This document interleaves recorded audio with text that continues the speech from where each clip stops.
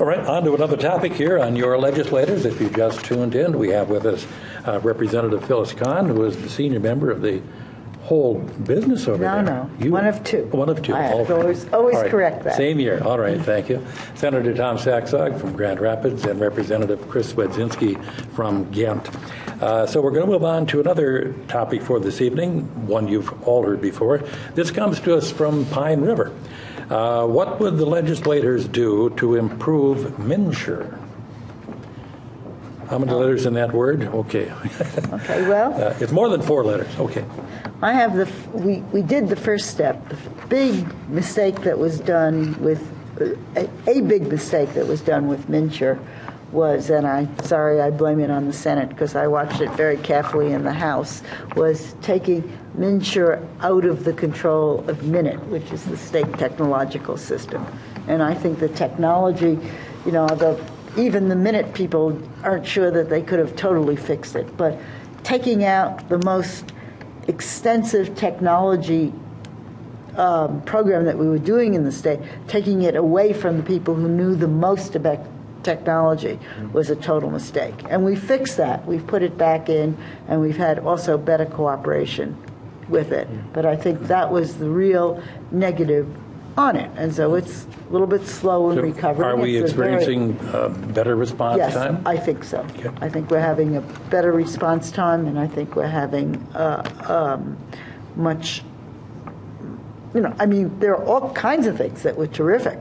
Nobody wants to go back to not having kids on their parents' plan until the end. No one wants to go back to having people eliminated because of a prior condition and so forth. So Senator, in your hometown, your district, still a hot button, or is it settled down? Well, first of all, you got to look at the whole idea that the state of Minnesota has some of the finest access to health care in the whole United States. Okay, that's a given. This one particular situation with this one particular group of people that we covered under MNsure, nobody's bragging about the way we did it. And I'm not, but it's slowly but surely becoming better, and I believe that eventually we'll take care of our situation. So I'm not proud of it, but it's getting better. So well, if we could only move a little faster to a single-payer system, we'd be in much better shape. And I think one of the ways we ought to move to it is we ought to make a single-payer system one of the options under MNsure.